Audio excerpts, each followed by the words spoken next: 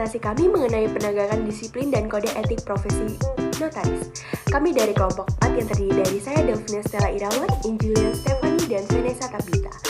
Oke, di sini kami akan membahas pentingnya kode etik dalam menjaga integritas profesi notaris serta mekanisme penegakan disiplin yang ada. Kode etik ini sangat penting untuk memastikan bahwa notaris menjalankan tugasnya dengan profesional dan bertanggung jawab, sehingga dapat menjaga kepercayaan masyarakat. Notaris memiliki peran yang sangat vital dalam sistem hukum, dalam pembuatan akta otentik yang menjadi dasar hukum bagi berbagai transaksi. Oleh karena itu, penting bagi notaris untuk mematuhi kode etik yang telah ditetapkan agar dapat menjalankan tugasnya dengan baik. Untuk memahami mekanisme penegakan disiplin, kita perlu mengetahui struktur organisasi yang terlibat. Di Indonesia, penegakan disiplin notaris diatur oleh Majelis Kehormatan Notaris atau MKN, yang merupakan lembaga independen. MKN bertugas untuk menegakkan kode etik dan disiplin notaris. MKN terdiri dari anggota yang memiliki latar belakang hukum dan pengalaman di bidang notaris. Mereka bertanggung jawab untuk menangani pengaduan yang masuk, melakukan penyelidikan, dan mengadakan sidang etik.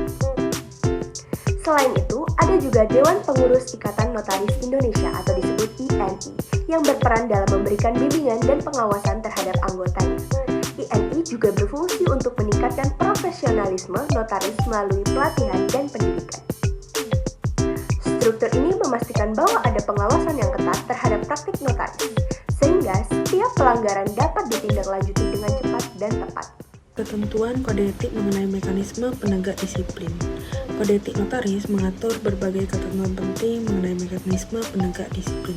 Pertama, setiap pengaduan terhadap notaris harus disampaikan secara tertulis kepada Majelis Kehormatan Notaris atau MKN. Pengaduan ini dapat berasal dari masyarakat, rekan sejawat, atau pihak lain yang merasa dirugikan oleh notaris tersebut.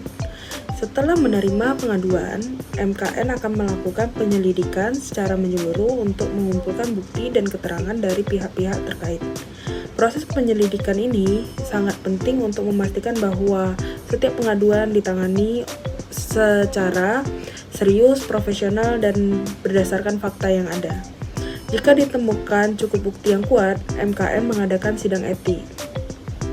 Dalam sidang ini, notaris yang bersangkutan memiliki hak penuh untuk membela diri dan memberikan klarifikasi. Proses ini bertujuan untuk memastikan bahwa setiap keputusan yang diambil bersifat adil, objektif, dan berdasarkan fakta yang akurat. Setelah sidang berlangsung, MKN akan mengeluarkan keputusan akhir yang berupa sanksi atau pembebasan dari tuduhan, tergantung bagaimana hasil penyelidik dan pembela yang diajukan dalam proses ini, mencerminkan komitmen untuk menjaga kehormatan profesi notaris di mata publik. Bentuk sanksi etik yang dapat dijatuhkan. Setelah melalui proses sidang etik, MKN dapat menjatuhkan berbagai bentuk sanksi kepada notaris yang terbukti melanggar kode etik. Sebagai berikut, sanksi ini dibagi menjadi 3, yaitu pertama sanksi ringan, contohnya peringatan tertulis. Sanksi ini biasanya diberikan untuk pelanggaran yang tidak terlalu serius dan diharapkan dapat menjadi pembelajaran bagi notaris untuk tidak mengulangi kesalahan yang sama. Kedua itu sanksi sedang, skorsing, atau penundaan izin praktik dalam jangka waktu tertentu. Sanksi ini diberikan untuk pelanggaran yang lebih serius, di mana notaris tidak diperbolehkan untuk menjalankan praktiknya selama periode yang ditentukan. Ketiga itu sanksi berat, pencabutan izin praktik notaris. Ini merupakan sanksi terberat yang dapat dijatuhkan dan biasa diberikan untuk pelanggaran yang sangat serius, seperti pemalsuan dokumen atau tindakan korupsi. Contohnya dari sanksi ini adalah kasus di mana seorang notaris dijatuhin sanksi pencabutan izin praktek karena terbukti melakukan pemalsuan dokumen. Kasus ini menunjukkan bahwa MKN tidak segan-segan untuk mengambil tindakan untuk menjaga integritas profesi notaris.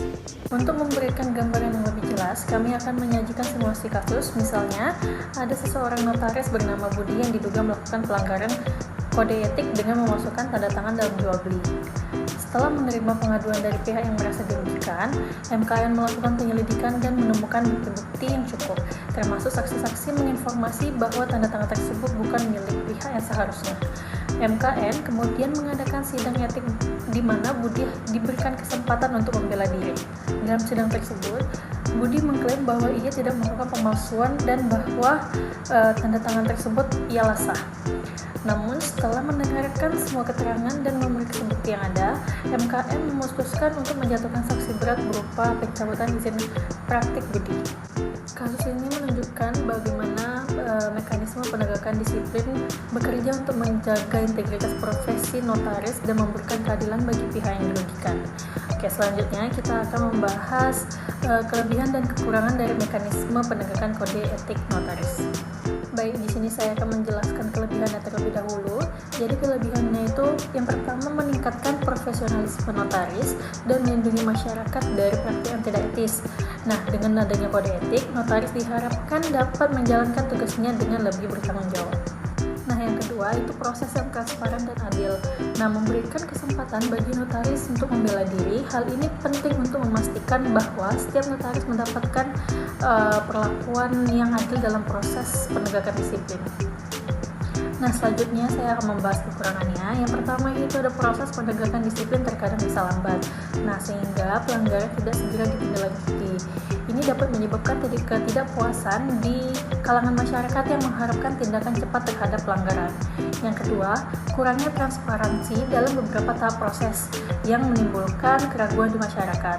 Beberapa pihak mungkin merasa bahwa proses ini tidak sepenuhnya terbuka sehingga menimbulkan pertanyaan mengenai keadilan keputusan yang diambil. Baiklah, sebagai kesimpulan, penegakan disiplin dan kode etik profesi notaris merupakan aspek penting dalam menjaga integritas dan kepercayaan publik terhadap profesi ini. Melalui struktur organisasi yang jelas dan mekanisme penegakan disiplin yang transparan, diharapkan notaris dapat menjalankan tugasnya dengan baik dan bertanggung jawab. Kami mengajak semua pihak untuk memahami dan mendukung penegakan kode etik ini demi kebaikan bersama. Dengan adanya kesadaran dan dukungan dari masyarakat, diharapkan profesi notaris dapat terus berkembang dan memberikan kontribusi positif bagi hukum dan masyarakat. Terima kasih atas perhatiannya. Mohon maaf jika ada salah kata dari kelompok kami. Sekian, terima kasih.